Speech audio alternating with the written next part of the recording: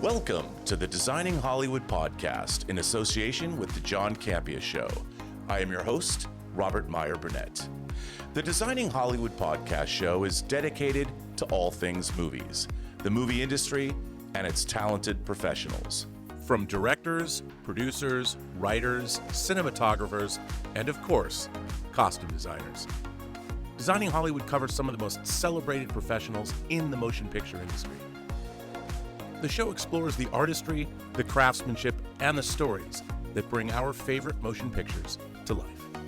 Today's episode is sponsored by Mad Acting Studio, located on 4741 Laurel Canyon Boulevard. Today's guest is an acclaimed filmmaker with over 2 decades in the industry and is known for his bold, visually stunning storytelling that seamlessly merges horror, action, and psychological depth. For 20 years, Mike Pecci ran a successful commercial production company on the East Coast before moving to Los Angeles to focus on his films. His career took a significant turn with the release of 12 Kilometers, a critically acclaimed horror film that gained global attention through innovative social media distribution. This success led to collaborations with industry giants like Ridley Scott's Scott-Free Productions, Atomic Monster, and Spectre Vision. Pecci's subsequent projects, including the award-winning shorts Who's There and Come Home, have further cemented his reputation as a master storyteller. Without further ado, it is our great pleasure to welcome Mike Pecci to the Designing Hollywood Show. Mike, welcome. Thank you. Thank you. It's such a great intro. Thank you so much. Well, it's great to have. Normally, we focus on filmmakers. It's usually costume design, but we don't get a lot of directors and cinematographers and people that have actually made, or writers who have made films. And I was very excited to have you on the show. And I always like to delve into people's history. How did you get into this business of show? What made you decide to want to become a filmmaker? Well, so initially I thought I wanted to be a comic book artist. So I went to school for art. I used to take classes at a museum school at night. And I was trained to do figure drawing, painting, all that stuff. And I liked it. It was really cool. And I was obsessed with comic books at the time. So I loved the idea of telling stories within panels. And what were some of your favorite comic titles? Well, so the first book I read, it's funny, the story is that my mom was concerned because I didn't like reading. I didn't have the attention span to sit down and read a book. And so she went out, at the time, she went to the drugstore and randomly picked up an issue of Spider-Man and tossed it in front of me and said, "Hey, at least it's got pictures, read this." So I was a young kid. So I think the first title, I think it was like Amazing Spider-Man. It was like issue 300 and change or something. And I loved that. And I used to read that, and then got deep into, because this is right around the time of the 90s where like X-Men was huge and Jim Lee and all those guys were massive, some of the biggest selling titles. And then they had X-Men broke into all the different books. You had the blue team and the gold team. And then it was right around the time too where the artists kind of revolted and they all jumped from Marvel and they started Image. And so it was a really exciting time for comic books, because you went from like the old newspaper print to suddenly glossy paper prints. Yeah. And like the books just like jumped off the shelf. And then you get into sort of the very violent world of Image, which felt, I remember going to the comic book store and they had like 2 different shelves, and it was like, I was going in there, keep up with Spider-Man, keep up with X-Men, and I looked down underneath and I'm like, what is this? And it was the same illustrator, and it was Wildcats and Spawn and all those books, and I just got lost in them. And I've always been more of an artist guy than a writer guy. So as I get older, I sort of chase writers around and books now. But I always chased artists around. So it was, what is Jim Lee drawing? And then I would spend like hours at the comic book store going through the bins and like finding old books and like reading the Punisher War Journal books and all that stuff. And so it was really sort of my introduction into two-dimensional storytelling and understanding how to tell a story within a frame. And my other job that I did that I loved is I also was a manager of a music store. So I was like one of the youngest managers back in Boston in one of the music chains. And I loved it. I loved being introduced to music, how it made me feel, like sort of deep diving into all the different genres that we had, and then introducing people to music. And when I was graduating from high school, I was a pretty terrible student. And when I graduated from high school, I didn't get into art school. So I had submitted and applied to a bunch of different art schools, and they rejected me, to my parents' dismay. They rejected me. And I was like, well, I like working in the music store, so I'll just keep doing that. And I did that for a while, and then decided that I was going to go to school for radio. And so went to community college for radio, and I had my first radio show at like 3 a.m. It was like late. And I remember the program director came up to me and he says, okay, here's the deal. So at the top of the hour, first 15 minutes, you can play all the stickers that we've labeled with all the CDs that we've labeled with the green sticker. And then at the bottom of the hour, you can play any of the CDs that we labeled with the blue sticker. And I went, why am I here? Like, what is going on? Why am I here? And so while I was in that school, I had to get credits. So I happened to just take a film course, and I knew about it. It's a different time. It's a weird thing to talk to a younger audience now, because there was no YouTube. Whatever sort of behind the scenes stuff really wasn't for the public. Most of that stuff was for the industry. Jurassic Park obviously had come out at that time, and so people started to know more about how movies were made. But I really didn't think about it. And it wasn't like I loved movies, but it wasn't like I thought that Indiana Jones lived in a little box inside of my living room. I didn't think about it. And so we took this film course, and it was a very small classroom, really interesting layout. And they projected a bunch of movies, and we watched Citizen Kane, of course, and that blew my face off. And then we watched Blade Runner, the first Blade Runner, and I had never seen it, and I knew Harrison Ford from Indiana Jones. Sure. And so for me, I'm like, what is Indiana Jones doing in this weird world, and the art and everything that was in that world? And when they stopped playing the movie, the professor turned to us and he goes, what did you think of the outfits? And I went, what? it's such a weird thing. And I was like, what do you mean? And he goes, yeah, what did you think of the people do that? And I go, oh, fine. There's like the light just went off in my head, and I went, wow, people do this. And then I started to put the pieces together, and I went, this is everything I love. This is why I wanted to get into comic books, but this is also why I love to share music, and I like the emotion of music in comics. And I was like, man, this is it. Like, this is everything. And I remember I went to my guidance counselor at that school, and I said, I want to get into film. And he goes, great. And he goes, but you got to take all these other courses first. And I go, why? And he's like, well, it's accredited, and you have to do this. And I go, how much do each one of those courses cost me? And I'm out of here. So I bailed from there, and I saved up a bunch of money, and I went to New York Film Academy in their infancy out in New York. Yeah. And did that for a couple months. Learned how to produce in a city that I had never lived before. Learned how to direct a couple of shorts, because they paired us up with 4 other team members, and we had to shoot 4 shorts and then work on everybody else's pieces. And I ended up being the guy that got my hands on the camera, because no one else really wanted to do it. And, right.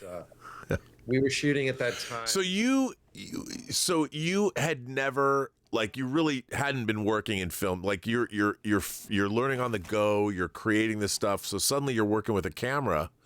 Yeah. What was that like for you? Like, how and did you start reading about cinematographers or learning about lighting? You just picked it up and started going? No, like, before I went to film school, one of the jobs I got, because I decided that I wanted to do this, I ended up getting a job at a local access channel, and ended up being promoted to like running the studio in the local access channel for a year. It was great. And I spent most of my time working with video cameras, broadcast cameras, and so understanding how cameras turned on and the whole process of it. But at this time, this was prior to digital going into the cinematic world. Digital was still very much television, the frame rate, right, basketball games, the lenses were all that. So it was very much a disconnect. And so I was excited, because when we went to school, we were shooting on film. So they gave us an Aeroflex camera, and we did everything on black and white reversal, and then wow, cut on Steambex. Like, I learned to edit on Steambex. Yeah. And so I was excited for that, and I jumped in pretty quickly, and I had the experience of like, hey, and I had a frame up shots, and I had to do that stuff because I had done the TV thing for a while. What did your folks think about all this? They were very supportive. I mean, in the beginning, my mom was heartbroken. She's like, I can't believe my son's not going to college, And thank God, man. I don't know how many people in our business are in debt, like hundreds of thousands of dollars in debt. And I say this all the time. I've been in some of the biggest producers' offices, pitching movies, pitching things. At no point in time does someone say, okay, Mike, great idea. Just show me that college diploma. Yeah, I mean, I don't want to dissuade anyone for getting a higher education, but I agree with you. No one has ever asked me. I mean, I did go to USC, but it was not a big deal, and no one's ever asked. No one's ever asked. I get asked this question on my podcast all the time. Do I go to film school? Do I not go to film school? And I go, look, the world's a different place now. You can learn everything technically by going to YouTube Academy. Like, you can learn how to do anything you need to do through YouTube. Just have the time and energy and the want to do that. If you live in fucking Kansas, in the middle of nowhere in Kansas, and there is no film crew, there is no film teams, there isn't any of that stuff, then you might want to consider going to a film school. You might want to consider relocating to a spot where there is. Or just when you graduate, get a job and move to a place where there is an industry and then go work in that industry. Or if you happen to get into like USC, if you happen to get into one of these premier Hollywood film schools, there's a lot of really good placement that comes out of those film schools. So like you end up meeting mentors and you end up in this great situation. There's a job placement game that works for that. And you meet other people that you'll work with in the industry later. Hopefully, maybe. Exactly. Luckily with me, I grew up in Boston, so luckily for me, the industry was starting to grow when I was there. And then they brought in a great tax incentive, and the industry ended up flourishing for a while. So, I keep saying to anybody, like, if you think you want to work in the film business, go PA. Like, go PA on something. As soon as you're old enough, go. Hunter, I went to film school, and right after film school, I got a job as a PA on the Texas Chainsaw Massacre 3 for New Line. That's cool. It was.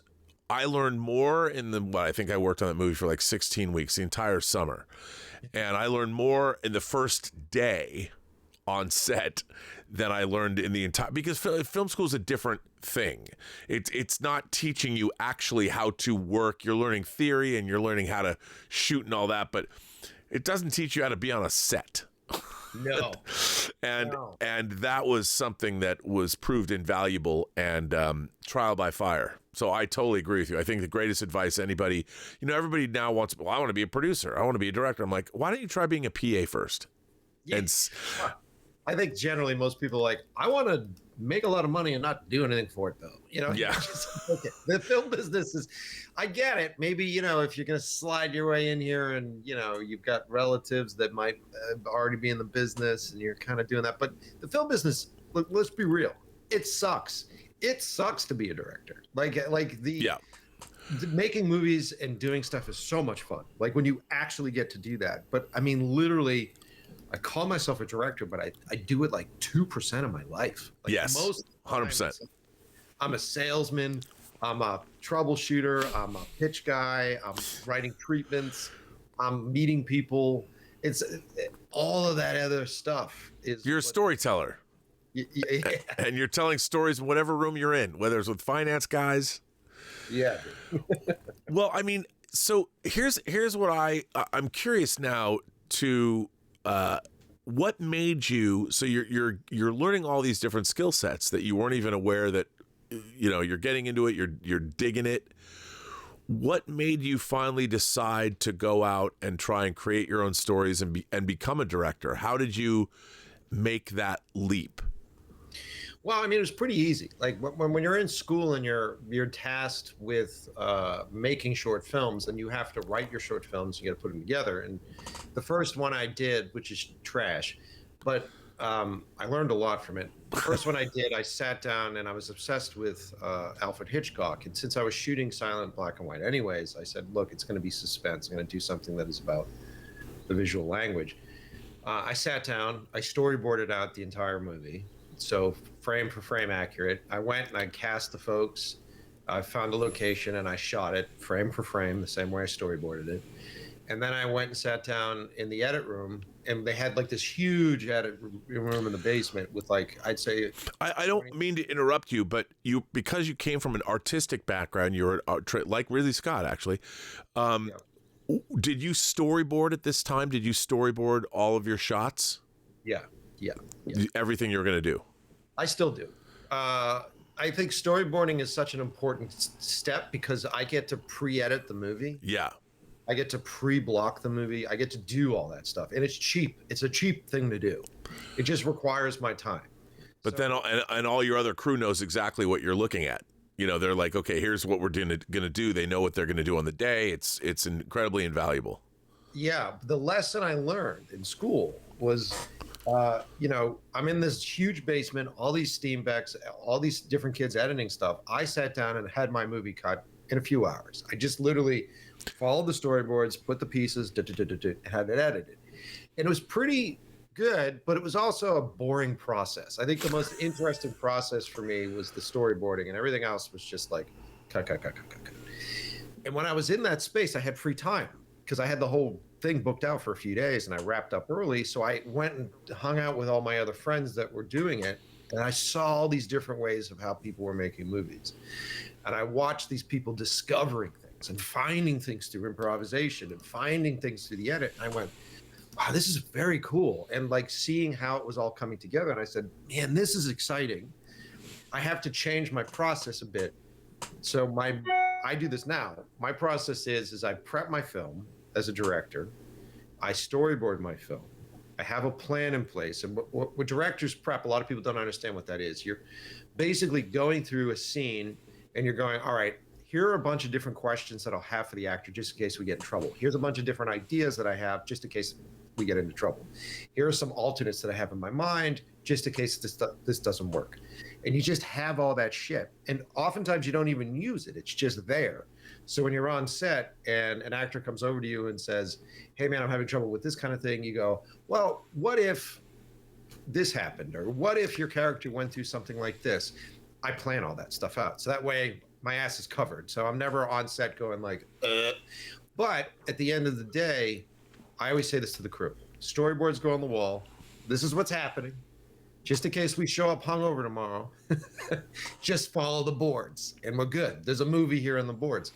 But know that there's room for interpretation here. So if someone's got a better idea, let me know what that idea is. If you guys think we can do this in an interesting way, let me know. And then you end up pivoting and finding something that's really great. So typically my movies look like my storyboards, but there are so many collaborators at this point that bring in their stuff, like my cinematographer, David Cruda. He'll look at my boards and he'll go, great. And then he adds what I call crudification to it. So he adds movement and all these really great tone things that he brings to it. So it looks like my work, but it's his work. So right. It's fun to do, man. It's fun to do. So when you started to make, your actual films, the films that we've seen that we talked about, I have not seen 16 Kilometers. Oh, you haven't seen 12 Kilometers yet? Oh, pardon me. It's 2016's 12 Kilometers is what I meant to say. Let me say that again. Yeah. I have not, actually, let me cut to myself so that I can cut some. I haven't seen 12 Kilometers myself. I've watched the trailer and it looks right up my alley. I was like, wow, this is dope. And I love the subject matter and it was really exciting for me to see that. When you started writing your own stuff and making your own films and coming out of that, what was that process like? Like take us through the entire development of 12 Kilometers and how did that happen? And what was the impetus to do it? Okay. Well, it's an interesting story. So prior to 12 Kilometers, I had a pretty successful career as a music video director and a commercial director. And I was running a production company in Boston doing that with my old business partner. I found myself slightly depressed because all I was doing, most of the time when you're running a production company, you're just trying to keep it open. So you're trying to keep the people that you have working with you employed. You're trying to keep the lights on. Yeah. So you're taking jobs and you're pitching on jobs. And I think we wrote like, I don't know, 100 and change treatments one year, and we got like 15 of them, you know. And it's just like this real brutalizing process of like, what am I fucking doing, you know? And, right. I started dating this girl who is now my fiance. I started dating Gina, and she said to me, we went on a couple dates, and she goes, "Hey, let's go ice skating." And I'm on the East Coast, and I'd never put ice skates on, and I was, you know, like, I don't want to go ice skating, but I said, well, yeah, sure, we'll go ice skating at some point. And I just avoided it, and one day she's like, "Well, how come you don't do what I want to do when it comes to a date thing?" And I go, "Okay." So we go to Frog Pond, which is the big pond down in Boston, and I'm there, and I'm strapping blades on my feet, and I'm shuffling out onto the ice, and she's pulling me around on the ice, and it's awkward, right? And I'm getting pulled around, and it's like very emasculating. And I said to her, I go, just skate off for a minute. I'll figure this out. I got to figure it out. So she skates away, and this little 12-year-old is like pirouetting around me. And I watch them like land and then push off. And I go, oh, cool, I can do that. So I stepped and I pushed and I slipped. And I went completely back and I landed on my skull. And last thing I heard was an old oak barrel crack and I'm out. And I woke up in intensive care. I had a cracked skull. I had a hematoma forming on the top of my brain. The doctor says, look, we can't let you go to sleep because you might not wake up. Usually we drill into your skull and release the pressure, but it's on the main blood vessel. So if we drill too deep, you die. You should probably call your family. And we're going to see if the bleeding stops. And that was 5 days of that. Oh, and, yeah. And you're marrying Gina, so she must be really worth it. She's great. Man. So then, yeah, she tried to kill me, but she's great. Through that whole period of time, you start to hallucinate. There's all sorts of like side effects of the concussions and everything that you're going through. And I was convinced that my inner voice wasn't my own. And so I would like come out of a trance and turn to Gina and be like, you got to record this on your phone. And I would tell her what I was seeing or what I was going through. And of course, being a horror guy, I was just completely fascinated by it. That's wild. So cool. And so we went through that whole process. And there was a bunch of times where I almost died. Like there was a couple moments where it was going to happen and you sort of assess your life, right? You go, okay, so what happened? How's my life? You know, and I'm successful with this, and I got a good family life, and this girl seems to really like me, and there was all this different stuff that was positive, and the negative was that I hadn't made a feature film, and I'm like, fuck, man. And so it was like, if I get out of this, I got to do that, and went to recovery, 5 days, bleeding stopped, 5 months of recovery from the concussion started, and in that time period between like vertigo and everything else, I started to write ideas. And I had heard about this Russian drill team story, which is based on a true story at the Kola Peninsula about a Russian drill team in the 1980s that drilled the deepest hole known to man. And the legend is that they dropped microphones down into their hole and they heard people screaming. That's the legend. They heard sounds of hell. Everything about that was cool except for the screaming part. And I went, okay, well, that's a cool origin story for where I think this microscopic creature that basically controls your inner voice comes from. That's cool. And so I started to write that stuff. And fully recovered, came out of it, and I'm like, I'm changing the way I do my life. I ended up like breaking up the company, shifting everything around. I went and I shot a proof of concept, which is the movie, the 30-minute, 12 kilometers. And I did it all in Russian. I don't speak Russian. I shot the entire movie in a language I don't speak. And it was such a great thing, man. Like we ended up doing this epic film that looks like 1980s Russia in a small town outside of Boston. And I learned so much on it. And I worked with some of the best Russian actors, because most Russian actors are always typecast. They're like the gangster. Yeah, right. Guy. And I was able to get casting out of New York, and I was able to go, look, I want you to play a famous scientist. I want you to play this person. And I got the best of the best. So really talented Russian actors. And my thought was, I'm like, look, I'm going to do it in a different language because I hate it when you watch movies and, the dudes with British accents pretend to be Russian. Yeah, playing Germans. And I said, but it's also going to help me just in case I don't get great actors, because the audience, Russian's creepy to listen to anyways. The audience is all going to be American. And so what I did is I did the casting sessions in Russian. And I had one of the actors help me run the sessions. And we just went in there and they would introduce me as the American director. So I'd sit in the back and they would come in and they would talk all in Russian. And he would tell them like, he's just going to watch and I'll run the whole thing. And we had them come in and prep. So they would bring in something to do. And I remember this one guy came in and he was like this really rugged Russian guy. He came in and he sat down and me and my assistant were watching. And he said hello. And then he started to deliver his bit. And he was, you would think I would know Russian. I don't know Russian stuff. He would sit there and he would deliver his lines. And he was very quiet and paced. And he was blah, blah, blah, blah, blah, blah, blah, blah. And he'd pause and have like these long dramatic pauses. And me and my assistant were just like leaning over the desk and watching this guy do his bit. And he finished and he goes, thank you. And he left. And I was like, wow. And the guy running the thing, he goes, that guy was terrible. And I go, what do you mean he was terrible? He goes, he came in and he was doing a fairy tale. He screwed up the fairy tale, doesn't know what the fairy tale is. And he kept forgetting moments in his lines. That's why he was pausing, because he couldn't remember stuff. And I said to him, the idea works. Wow. Yeah. So as a byproduct, it makes the movie very immersive. And it's interesting directing a movie in a language that you don't speak. I had 2 translators on set.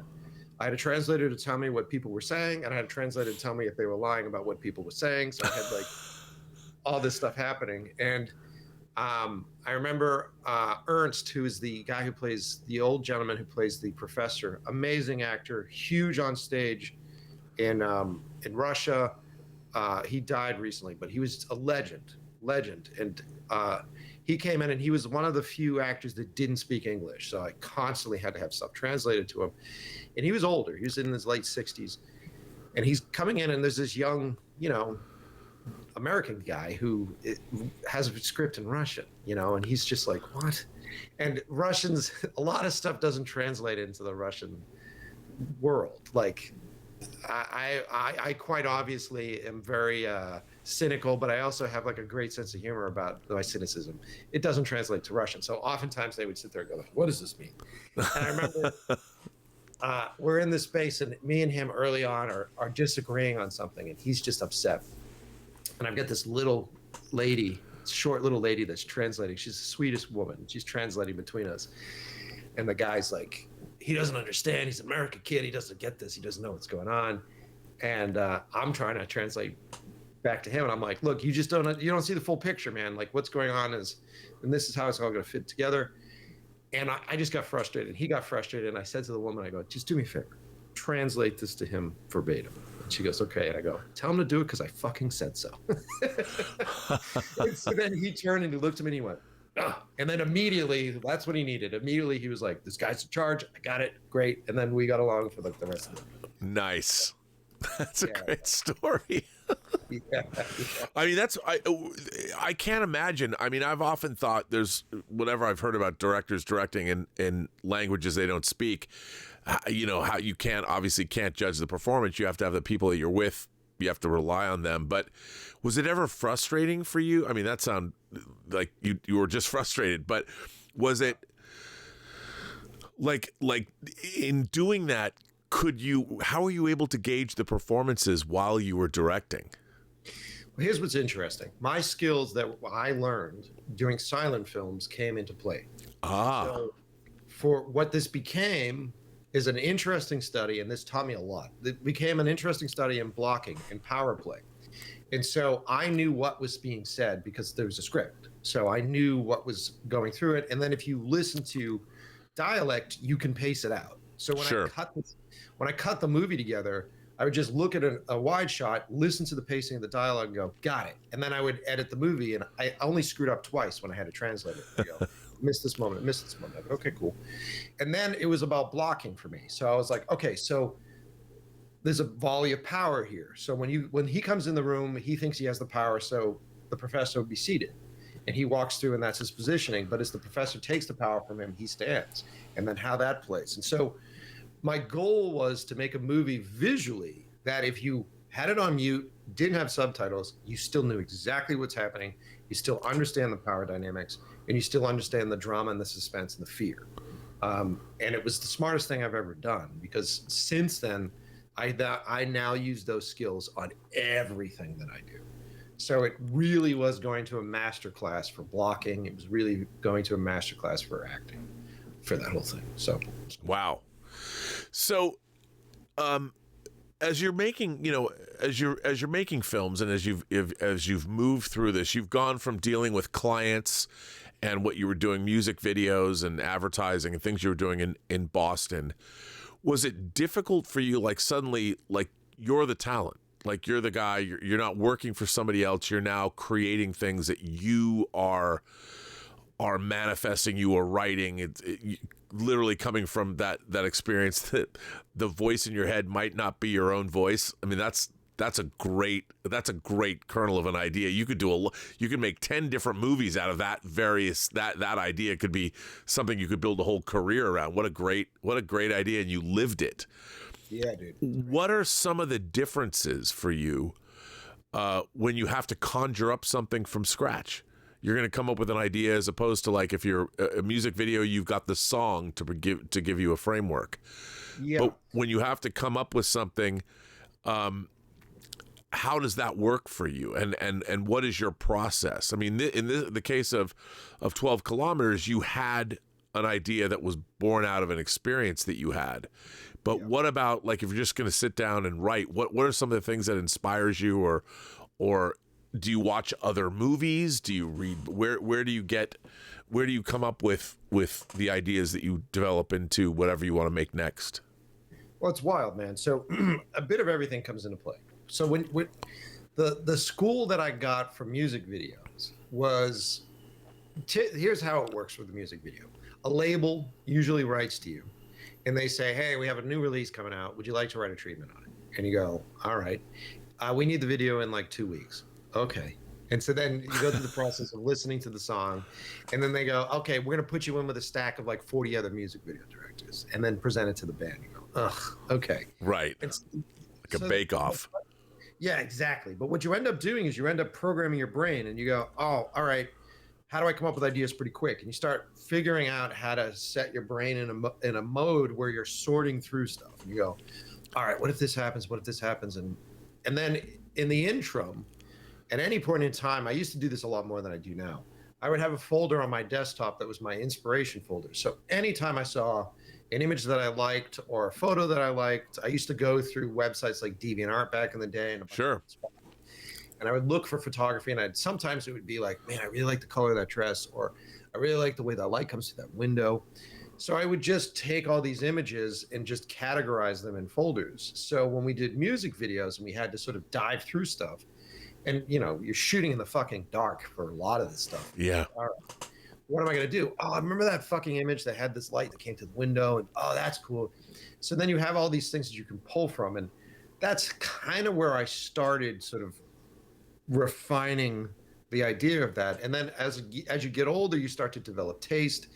I have books around. I don't do it enough, but I have books around where I'll write down ideas. Like, I had heard about the Russian drill team, and I had talked to my friend who ended up being the lead in it way before, probably two or 3 years prior to my accident. And I said, man, that's a cool idea. It'd be so much fun to do. And he was like, yeah. And I go, but why would I do it? Who gives a shit about it? And then I was like, it would be cool if we did it in Russian. I go, yeah, but who would pay for that? And so I just wrote it down in my book. So when I had the whole inner voice thing and I needed an origin story, I went, oh, right. So the trick is you're constantly trying to document ideas and put them aside, knowing that they're not right now, they're not ready. They're not ready to be baked yet. They're just there.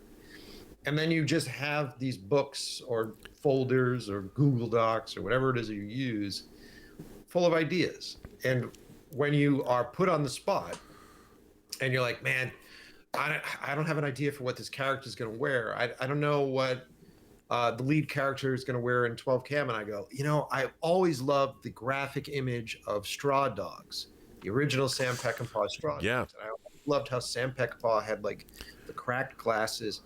And I go, man, I really want to have we should do the glasses bit for him. And so that was sort of the origin of where that came from. And since I was already deep in that, I went, oh shit, right, we're doing this in the 80s, so we should do period clothes. So what am I going to do for clothes for this? I think we should do the clothes in the 70s because they're in Russia, and it's not like they're current events in Russia. Right. All these different places. So let's start to dress them like they're from the 70s. And let's look at a lot of really great old movies, Steve McQueen movies. Let's look at a lot of old Peckinpah films. Cool, turtlenecks are a big thing, like jackets are a big thing. And then working with my costume designer, she was just so wonderful, and she just did the hunt. And I said to her, it's texture. It's all about, for me, production design and costuming is exposition. And right. Yeah. I hate exposition in movies. I hate it. I hate it when a character walks in the room and goes, well, it's a good thing we just fucking did this thing that you didn't see on screen. And you're like, God damn it. And so for me, but the most exciting part of a movie for me is the first 2 minutes, because it's like walking into a stranger's house. You walk in and you're like, it smells weird in here. Weird photos on the walls. Why'd they pick that kind of couch? What did they eat yesterday? It's all over the table. Like all this exposition, and you're sitting there as an audience member, sort of building a backstory, and you're going, I got it. And if you use those skills as a director, you can show some insight in a clever way into who these characters are, or you can misguide an audience for who a character is, and then make it surprising when they're not what they prejudged them to be when they see them for the first time on screen. So, yeah, I got lost on a tangent there, but that's no, but I love that. Yeah, man, that's what I loved about making that movie. 12 Cam really, and it was my own generated thing. I was the fucking boss. Like I raised a little bit of capital through a Kickstarter campaign, which we did a successful Kickstarter campaign, but then I ended up paying for the rest of it out of pocket. Right. Most of it out of pocket.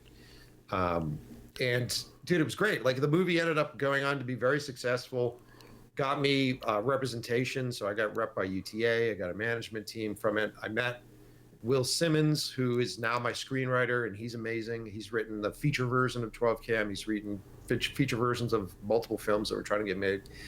And then got me in some massive production companies. I was in Michael Bay's company pitching on it, and finally ended up at Ridley Scott's company. And they loved the movie. Ridley liked the movie. And it's been in development with them since. So, well, that's great. Well, now let me ask you this. Okay, on my own YouTube channel and stuff, I talk a lot about cinema's position in our culture and how I often said that cinema was the great art form of the 20th century. You know, it was people started shooting movies in the latter half of the 19th century, but the first feature was made in the first 5 years actually, I think 1906, the first feature, The Kelly Gang, was made. But the 20th century gave us, cinema was a vital part of our culture, especially in the West here, America and Britain and Germany and France, and even in Russia. You know, there was a really rich history of cinema. And now, cinema, I don't think, holds the cultural sway that it once did. I mean, cinema is now much more, the studios certainly are not making nearly as many movies. They're all IPs. They're all looking for grand entertainments. They're making more like amusement park movies. You know, you're not going to see like Paul Newman in The Verdict or something today. It would be a 10-episode David Kelly TV show on Netflix. It wouldn't be that movie, which they actually did. I mean, I love Harrison Ford and Presumed Innocent. And then if David Kelly made an 8-episode Presumed Innocent TV series for Netflix. So where do you think cinema exists today? Is it still a vital art form? And I mean, like I said, the studios they're not making all they used to make dramas and comedies and thrillers, and now they're just making giant $200 million things to sell around the world. Yeah. Does cinema still have a vibrancy? And as an art form, do you think that it still has cultural significance? Yes. I think that, who was I just watching recently? It was someone was talking about the power of cinema. The reason, maybe it was David Lynch. The reason why cinema is a more powerful art form than like painting is that with a painting, you can adjust lighting, you can adjust look and color, and you can tell a story within a frame. With cinema, you can actually build art through time. You can actually build art through editing, and you can tell stories through time. You can tell stories with how things are cut. Look at Christopher Nolan's movies. He's literally changing the language of cinema with every movie that he does because he works with time and all these interesting ways. And so I think that cinema is still the most powerful form to get somebody to vicariously live through your experiences, to get somebody to, know what it feels like to get in a car accident, but still be able to get up out of a seat without a broken bone afterwards. So I think it's still incredibly powerful. And I think that what's going on right now, I think a lot of people are like, well, young people don't like to go see movies. I think that's bullshit. And I think young people love to go see movies.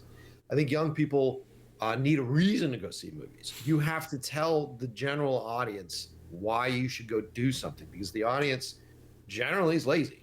The audience doesn't, like, come on, man. Like if they could sit at home and imagine, talk to us 10 years ago. And if I said to you, hey, here's the thing, you're gonna be able to sit in your house, and if you run out of toilet paper, you can have someone drop it off on your front doorstep. If you want to eat food, you can get food dropped and handed to you on your doorstep.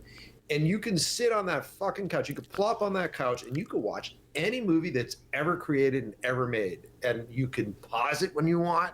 You can skip past scenes. You can do whatever you want.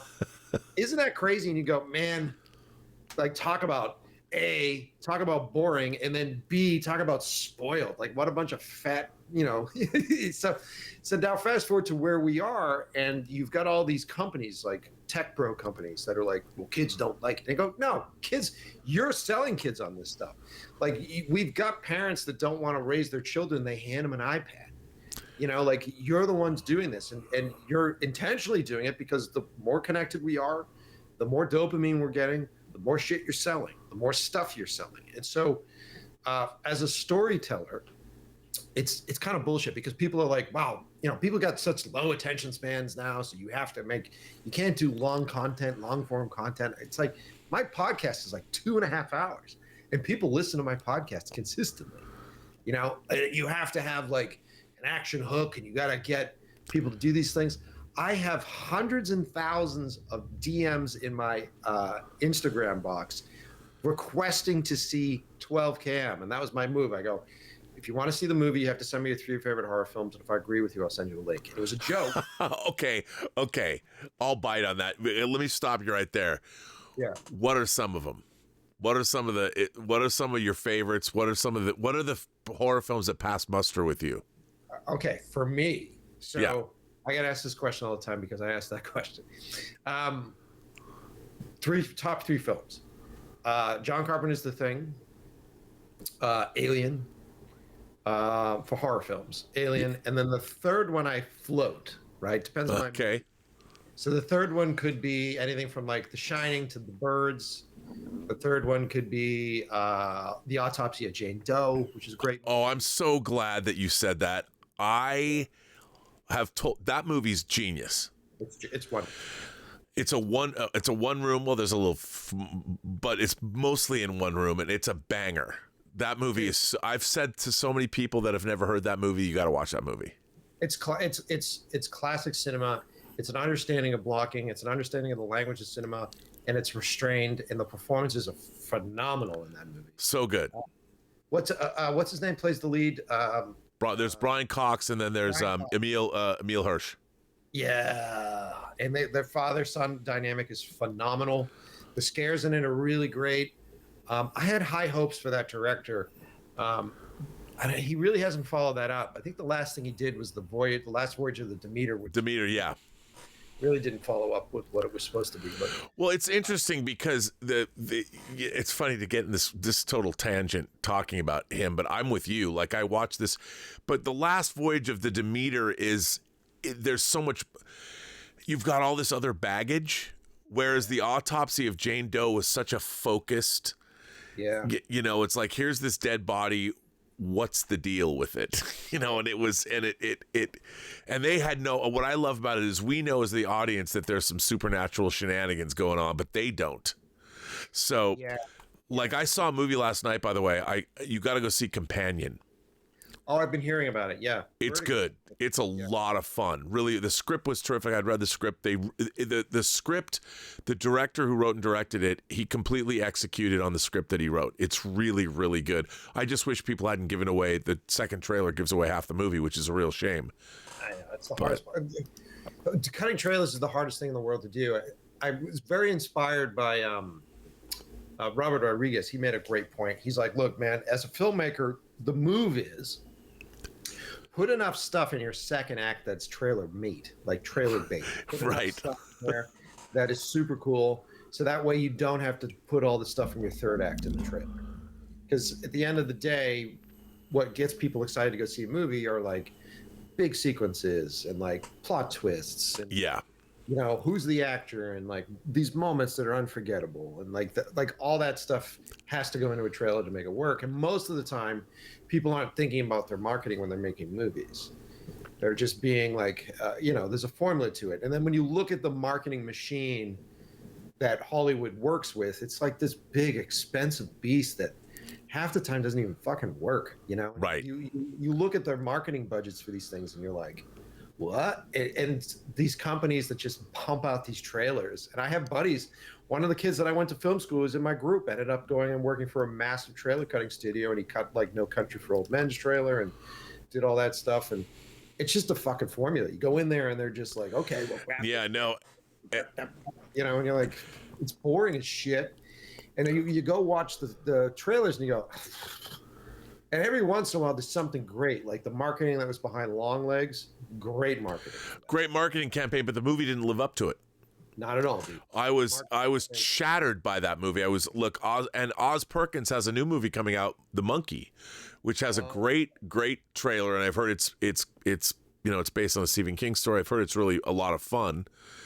But yeah, I think that one of the problems I think with all like Long Legs, the marketing of that film in itself was amazing. Like if there was no movie, then it was just that marketing campaign, people would have been like, that's really compelling. There was that one trailer that they did, which I love, where it was what's her name, the actress, who was in that? Was it Chloe Sevigny? Whoever the actress was. No, it's the girl that was in It Follows, and I always forget her name.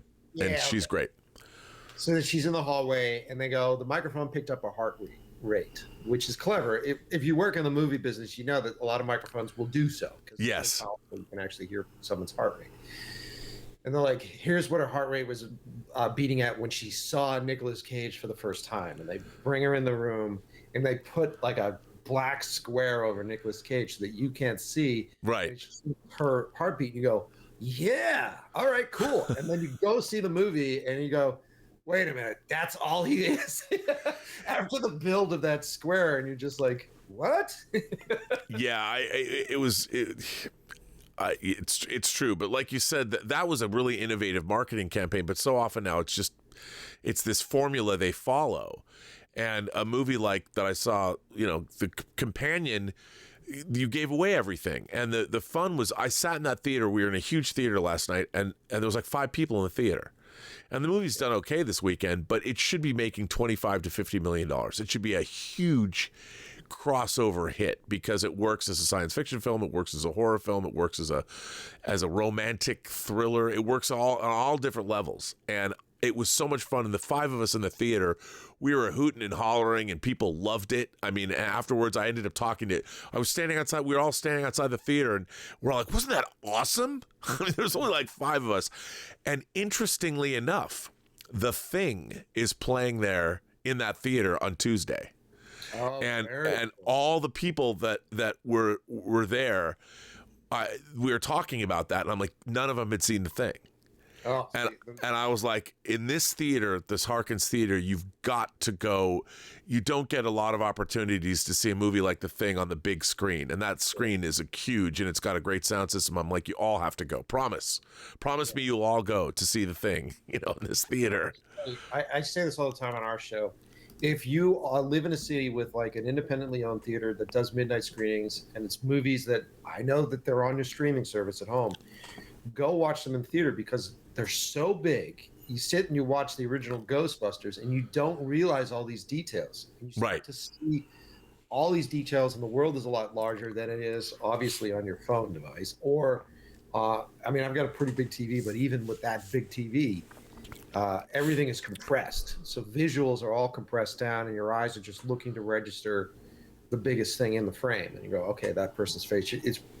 It's a lot harder to look at all the details in a world if it's not on the big screen.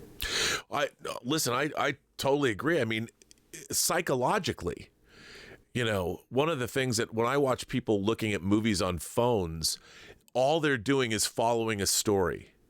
Yeah. So the element of cinema, the actual visual element, is being completely lost. And it's one thing to follow. I think with our streaming culture, we're used to following plot. Yeah. But so often when you're the great filmmakers, it was all to be film schooly about it, mise en scène, and to see images and to see tableaus. Blade Runner is a great example. Every shot in Blade Runner, the whole shot is art. You could hang it on the wall and it would be like an amazing piece of art. And if you're not seeing it large like that, you're not getting the whole sense of what it does to you psychologically. And I'm of the opinion that one of the great tragedies of the modern age is our streaming age, where people are being trained. They're being trained out of enjoying cinema the way it's meant to be enjoyed. They're just interested in the plot and what happened, but it's the feeling of a movie in a theater. It's the feeling that you get psychologically through the way a movie is shot and through the way a movie is mixed. And people are forgetting that. And I feel that that's honestly detrimental to our culture. Dude, I agree completely. And I've spent time on my show because on our podcast, we interview everybody. So I've spent time getting showrunners on because I really want to get to the root of the streaming dilemma. And as a director, I think a lot of people that don't work in this business don't understand that television is now a writer's medium. Yes. Straight up.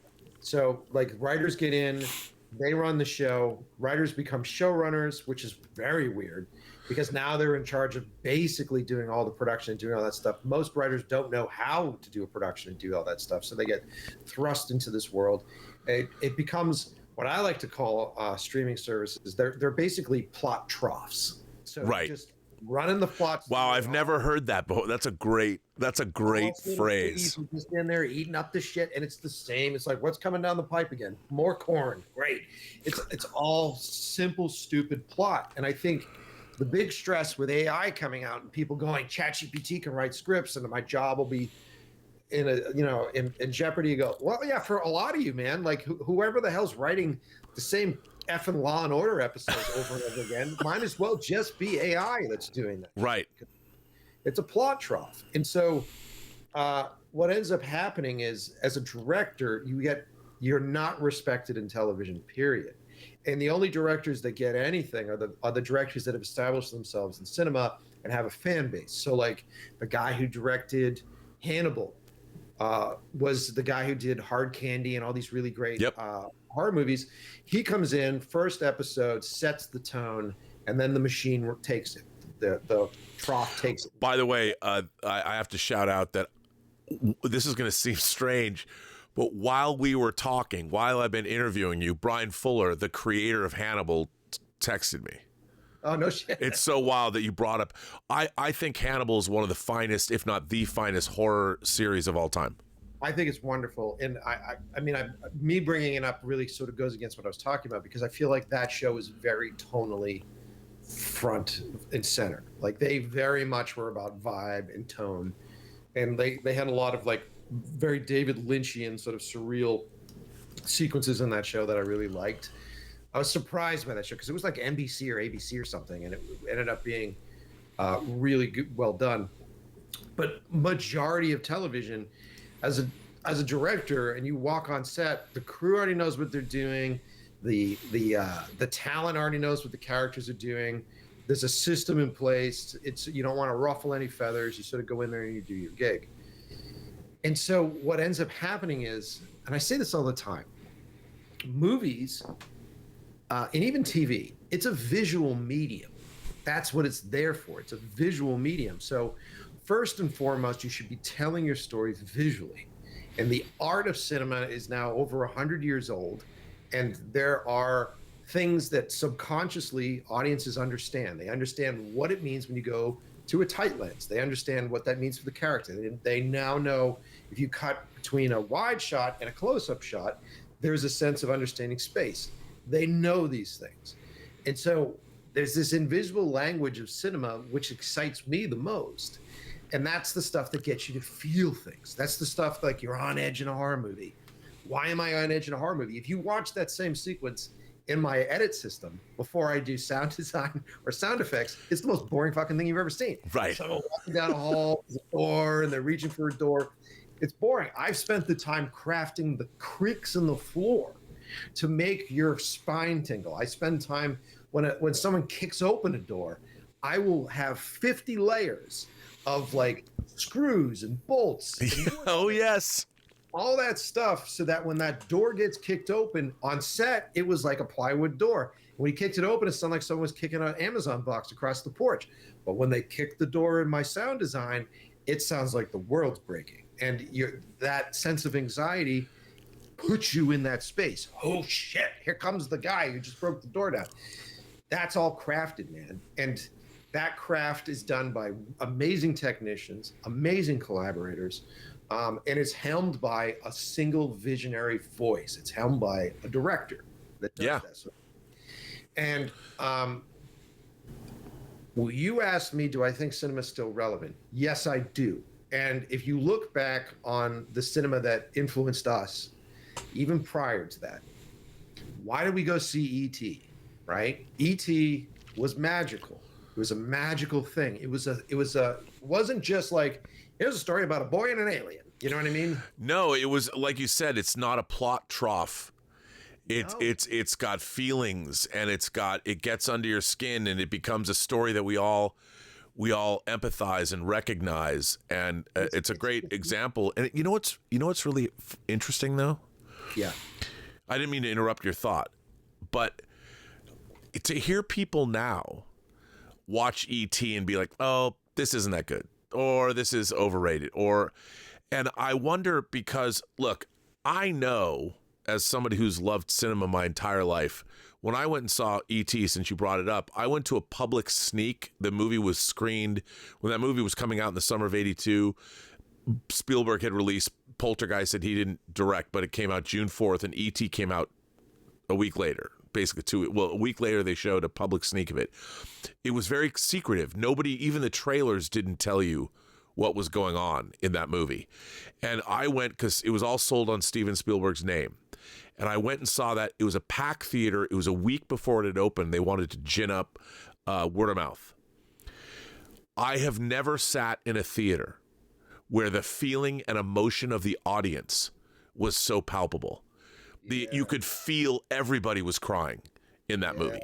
And it was something that only a cinema can do. You know, you have people from all walks of life, all shapes, sizes, colors, creeds, whatever your political affiliations are, however you identify as gender or LGBTQ or whatever your favorite band is, it doesn't matter. Everybody will sit in that same room. Mm-hmm. Right next to one another, people they might not even talk to in real life, but they're sitting next to them in a darkened space, and they're allowing whatever is up on that screen. They're opening their minds, their hearts, everything they are. They're opening themselves up to what is going to be projected on that screen. What other art form can do that? Well, and here's the thing that's interesting about what you said, man. You said that they didn't do much marketing and they based it on Spielberg's name. And here's what's great about that. When you are marketing a film based upon the artist, right up front, the audience is understanding that they are literally going on a specialized ride built by someone specific. And so when you go, hey, I'm gonna go see a Spielberg movie, you know what you're in for, and you know that you're gonna see some scale, some spectacle. You're gonna see a little bit of like heartfelt stuff. Maybe some of it's a little cheesy, but you're gonna see stuff that's really interesting. I'm gonna go see a Spielberg movie. So if Steven Spielberg says, hey, I'm only releasing my movies in the cinema, and I'll let you know when I have my next movie drop, the audience is going to go, yes. If it comes out and it just says, new movie by Steven Spielberg, it's an epic. People go, great. Or if Tarantino drops a thing and they go, the new Tarantino flick, bam, I'm there. Now, currently, the new Robert Eggers movie, I'm there. Like, right. Because you're selling this craftswoman, and you're selling that ride. That has changed, man. And that changed, we can get deep in this, that changed in the 90s, right? Because prior to the 90s, all of the brats, like the Spielberg, the Lucases, suddenly their name was selling movies. Suddenly they have the power. They can right. do whatever they wanted, and they do their stuff. Hollywood decided that, whoa, the power should come back to the producers. So then you get Jerry Bruckheimer, and you get Don Simpson, and you have these two guys that show up and they go, we're taking the power back. We're going to be the ones that are the hot shots in town. And literally they made Flashdance and Beverly Hills Cop, Top Gun. Beverly Hills Cop. And those movies went so big that I think they printed it in Variety, where they said, we're the only production company that has carte blanche to do whatever the fuck we want. And that was their whole thing. And they would just hire commercial directors because they didn't want to deal with the ego. So they were just like, let's go get guys that can make this look good. Tony Scott, Ridley Scott, Michael Bay. So that's where you got all these directors from that time period, which then went on through their skill. At the end of the day, it's your skill to put you there to become legends, right? So now Ridley Scott's dropping a movie, and you go, I'm going to go see a Ridley Scott movie. It has changed again, right? So the producers had all the power, and now it's gone into the tech world, where it's more important to see the red logo and the knock on the desk than it is anything else. And so with tech companies, they were even getting to a point where they're like, hey, we're not going to credit the directors. I'm like, whoa. Whoa. Like this is a Netflix jam. And go, no, you guys just paid for it. So I think currently the audiences, in a world of algorithms, the audiences want things curated for them. And there's something very exciting about saying, hey, guess what? For 2 hours, you get to come see a Mike Pecci film. And I've established with my prior work that you guys really like my prior work, so I'm going to deliver again. And I can promise you this, it may not be the coolest plot that you've ever seen. It may not be an innovative story that you've never seen before, but it's going to be a fucking ride. And it's going to be an adventure ride that takes you into my world for 2.5 hours. Yeah. Well, you know, it's funny that you say that, because this idea of the plot trough, like you said, even Netflix doing a show like Mindhunter with David Fincher. I mean, David Fincher came out of the propaganda school that Dominic Sena and that Michael Bay and all those guys were working for propaganda, making music videos and all that. And they were the incredible visual stylists. They get sucked up by Hollywood. And then a guy like David Fincher becomes a modern Kubrick, and he starts delivering Fight Club, and he starts to Seven, which just, you can watch that IMAX. It was screened last week because the 30th anniversary it's this year. It's the 30th anniversary of that film. It's so great, man. One of my favorites. But also, it's not through his scars, man. Like, he ended up getting his ass handed to him with Fox and with Alien 3 and right. The whole experience. He didn't direct a movie for 5 years after that. He went from but the thing is, like you said, nowadays the studios don't even care. Like, people don't remember. If you were to ask somebody, okay, the Pirates of the Caribbean franchise, that's a Jerry Bruckheimer produced franchise. Who directed those movies? I mean, I could say I know that Gore Verbinski did the first three, but what was the last thing Gore Verbinski directed? I mean, I would say he directed The Ring, which was a great remake of Ringu. He was great, but he did A Cure for Wellness. And that was the last time we ever saw him, and then he disappears. And it's like, where are the people where's the Martin Scorsese's and where's the Ridley Scott's and where are the people it's like they're all being erased. The Marvel movies, I mean, unless you're a director like James Gunn, who can put your own imprimatur on, say, Guardians of the Galaxy, all of these, like you said, the IP titles, nobody cares. Talk about James Gunn. I think what it comes down to is you have to be fearless as a director, and you have to have the balls to go put my name over the title. And I've John Carpenter did. Yeah, man. I've run into this before. I was going to collaborate with a bunch of really great writers, and they were going to produce a movie and potentially do a script for it. And I said to them, like, do me a favor, just make sure that it says Mike Pecci's movie. So just run that thing over the title. And they're like, oh, what an ego. And I go, no, it's got nothing to do with that. It's got everything to do with, I want the audience to associate this with my name, because then it makes it easier for them to remember the next time. And then what I'm doing is I'm essentially taking back the power and saying, guess what? Because it's my work anyways. Right. That's doing this. I'm just making sure that the audience, who mindlessly munches on a cheeseburger while looking through credits, sits there and goes, got it. This guy makes this thing. Got it. And so the next movie, I can just go, great, let's do a movie about this. I don't have to listen to the bullshit that comes out of Hollywood, man. Like, dude, I know. It's to talk to people. Here's another thing I've been in the business now for 36 years. Yeah. And I'm going into meetings with people that know far less about film production or storytelling than I do. And I have to convince these people that they're supposed to hire me for a job. Yeah. And and the thing is, they don't even know the answer. Like, I'll walk in and they don't, and I think this is one of the problems with the business. There's people that know less about production and less about storytelling than ever before in positions of power in the business, because the business of Hollywood and the actual making of movies or TV are totally different things now. So the people that are in production know nothing. The people in production know nothing about the gatekeepers and the financiers and all that. And the financiers don't know anything about production. So it's like, okay, you've got the same 5 people that all the studios want to direct the movies, and the television directors that can keep the plot trough. This is my new favorite thing now. The plot trough full.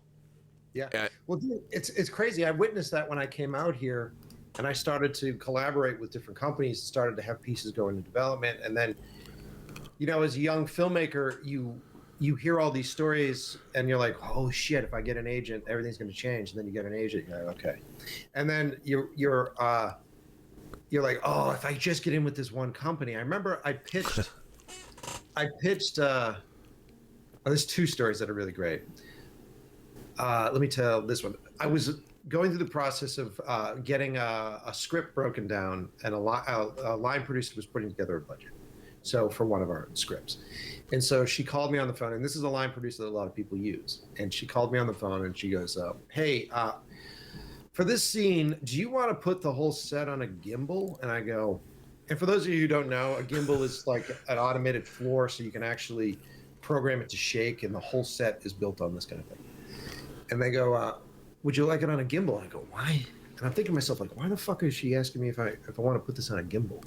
And I said, why? And she goes, well, because in the script you say that there are a lot of tremors and there's a lot of earthquakes happening at this time. And so I figured you probably want to have the set on the gimbal. And I go, okay, how much does it cost me to put the set on a gimbal? And she's like, oh, I don't know. And it was some ridiculous number, like $45,000. Right. Yeah. And so you go like, no. She goes, what do you mean no? I go, no, here's the move, right? So what we're going to do is I'm going to shake the camera, and someone's going to drop a little dust in front of the camera. It's going to be like there's a tremor. And she goes, oh. And I go, yes. Does that mean I get 2 more days of filming? Right. It's crazy, man. And the more people that you talk to, I don't want to blow anybody up, but I had a experience with a movie that almost went, and there was a very famous person that was running this production company, and we had talked for over a year. And in my head I go, the first time you get on a call, you're going to get on this call with this very famous person. You go, oh shit, this guy's done all these fucking movies, and these guys have produced movies that I really love. And I go, these guys know more than me. Right. So you get on this call and you start to have this conversation, and then you start to hear this stuff and you go, guys, what are you talking about? And it's you understand quickly that just because somebody's name is on a movie doesn't mean they know how to make a movie. Right. When you engage with these folks, my litmus test now, I want it to be, all right, here's your deal. We're going to work together. You got to go do a project for me. I'm going to hand you a camera and $3,000. Make me a movie over the course of the weekend. Send it back to me. Let me see what you guys can do. Because, like, it's mind-blowing to me. I was talking to another director buddy of mine, another big director, and I meet these guys through the show. And the real great thing about having a podcast is that I'm able to break through the red tape and get actors and directors and people that I love, want to collaborate with, and we talk on the show, and it becomes this really great tool. Big name director, he's done a bunch of different action movies, and he was on our show, and I sent him over our new movie, which is this film Come Home, and it's got all practical effects. I do everything practically.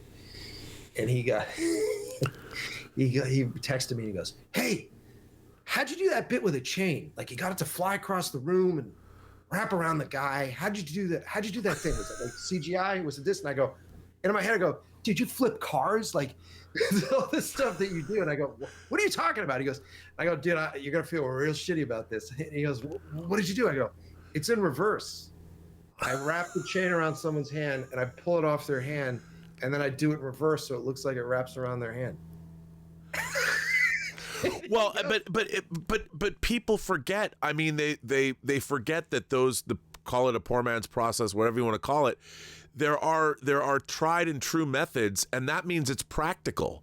You try and do that with CG, it's not. There's going to be something off. It might look kind of cool, but you're going to be like, and you're going to spend thousands of dollars for a shot when all you have to do is reverse. But people don't know anymore. You know, they don't know the poor man's process. Like you said, you shake things. Like, there's film language, which is, like you said, you shake a camera and you have dust fall in front of the camera. That's a tried and true method. You know, that goes all the way back to the dawn of Hollywood, and people have forgotten all that.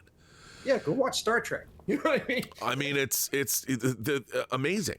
And it's actors are throwing themselves on chairs. No, I mean, when the Enterprise gets hit, they dump the camera, and everybody. They even had on Next Generation. They'd be like, they would give you a number between 1 and 10 about how violent the shake is, and they would, okay, it's a 3, or oh, it's a 5, and they would know in the camera, and they would tilt, and they forget all of that stuff. But and that's another thing, is that people don't. It's interesting. It's people don't understand that you only need what the camera sees. Yeah. Like, you could literally build the corner of a room and make it an office if that's all you had, as long as you don't. But again, that comes through learning as well. And now, it's just crazy, man. You just don't understand. So I don't expect the audience to know these things. I don't want them to know these things. No, I don't want them to know where the rabbit goes. Like, you don't need to know this stuff. But, like, dude, I was in another funny story is I was in a big producer's office, right? Big place. And I'm pitching them the feature version of 12 Cam. So I was in there pitching them this whole thing. And these guys, let's just say these guys do some big stuff. Like, they may have done like big robot movies. Like, they're big stuff. Right? Big stuff. And so we're in this space, and they're really nice guys. And there's this sense of, like, bravado, right? Because you're coming in and it's like, listen, kid, you have that. Yeah. Even though I'm fucking 46. So you walk into the room and the guys are like, so you're proposing to make the feature for this much money? And I go, yeah, I think we could do it for that kind of money. And he goes, it's not enough money. You don't know what you're talking about. And I go, what do you mean? He goes, not enough money. You just don't think, you're not thinking this through. You'll need more money to do this sort of thing. And I go, all right, how much do you think the short cost? Right? And the guys go, oh, we're good at this because we're producers. We know. And I go, okay, keep in mind that all the team and the crew worked for free for me. Lots of love there. So we can inflate that price based upon that. But how much do you think it costs? And the guy goes, I'm good at this. And he goes, 300. I go, 300 what? He goes, 300,000. I go, no, it costs 300,000. And he goes, how much did it cost? I go, I'm not telling you because you think it's $300,000. Right. So I'm not going to give you the real number. But I said to him, like, dude, just because in the script there's stuff that says, hey, bunch of guys arrive in a Black Hawk helicopter. The helicopter lands on the roof, and all the soldiers come out of the helicopter and burst into the building. Doesn't mean that I have to shoot a Black Hawk helicopter. Doesn't mean that I have to do any of that. We can be inside the building with another character that hears it land. All these guys come out. Here is a gunfight outside. All sorts of shit. And then the door breaks open, and in comes the SWAT team covered in blood. The audience will actually be a more creative way of shooting it because the audience has seen how many times helicopters land and people like jettison out of helicopters. Thank you, Ridley Scott and Black Hawk Down. Yeah. But, I could do it in a cool, clever way. I could play it on the eyes of a child in a space completely concerned. You know, I mean, we had a shot in our new movie, where a demon opens this door, and I wanted to go into like a microscopic shot of an eye, and I had to replicate the door opening in the eye. And so they make these little light bricks. Aperture makes them. They're great. Little light brick. And I have this light brick because I've got a macro extender lens that's just sort of pushing into the eye. And I've got this light brick, and it looks like the door. It's shaped as the door. And I'm like, cool. And then I'm like taking pieces of cardboard, and I'm like, what if the door opens? And so I'm doing that, but I'm like, it affects the eye too much. And I'm like, it'd be cool. And this is where CG would normally come to play. I'm like, sure. Cool if you saw the demon stand up, like the silhouette of the demon stand up in that person's eye. And I'm like, that'd be really cool. And I go grab that action figure off the shelf. So we go and grab an action figure off the shelf, have the action figure stand up in front of the light, and you see it in the eye, and it's on screen for like 4 or 5 frames, and it looks cool as shit. Yeah. And it was just an action figure, a light, and an eyeball. You know what I mean? But see, it's your experience that allowed you to know that you could get away with that. Yeah. You know, you have to have that experience, and I think that's a problem now with making films today, because you can do anything. You know, anything can be done, you know, anyway. But there's not a lot. If you don't want anyone to know that you took an action figure and that shot was, someone asks you, I love that shot with the eyeball and the figure in the back. Well, yeah, it took us a long time. Yeah. You don't want to ruin the movies are all made up anyway. So yeah. It was crazy. We had to conjure a real demon. Mike, it has been, I mean, I've kept you more than an hour. It's been such a delight to speak with you. And it was really, I mean, we've had this great conversation, and I didn't dig into your career as much as I probably should have, but I think what you've been saying is what people love to hear. So this is really terrific. What do you have? What are you doing now? What's coming up next for you? Or is that movie finished? So we got a couple things going on. If you want to see, let me plug some things. Yeah. First off, if you like what I'm talking about and you want to hear me talk often, I have a podcast, releases twice a week. In Love with the Process is what it's called. You'll find it if you search my name at lovewiththeprocess.com. You'll find it on any streaming service, whatever. You'll find that. And once a week, it's me having conversations like this with all the other filmmakers, chefs, firefighters, whatever. But for the movie stuff, if you want to watch 12 Cam, the only way you can see that movie is if you write to me on Instagram, send me your 3 favorite horror movies. And if I agree with you, I'll send you a link to see the film. Is there any horror movie that would immediately disqualify them from seeing the film? Yeah, if you say fear.com, you're out. You say fear.com, not seeing the movie. No, I mean, truth be told, if you spend the time, and people are like, gatekeeper, and I'm like, no, dude, what it is that if I'm doing a real screening, I'm going to stand in the doorway and shake everybody's hand as they walk in. Yeah. Like, thanks for being here. And that's essentially what I'm doing. And the byproduct of it is that it becomes a specialized thing. If I just dump this thing on YouTube and it ends up in a sea of shit and it shows up after like some dog video, like the setting for it's wrong, everything's wrong. So doing it this way, I built such a massive audience. It's gone viral. Millions of people wanted to see this film because of it. And they become fans. And I talk with them. I'm the guy that responds. That's why a lot of people haven't had a response from me in 2 years, because I'm still working my way through them. Anyway, 12 Cam, you want to see it, you do that. My other films are also available. I just released Come Home, which is the movie that I was talking about, the demon movie.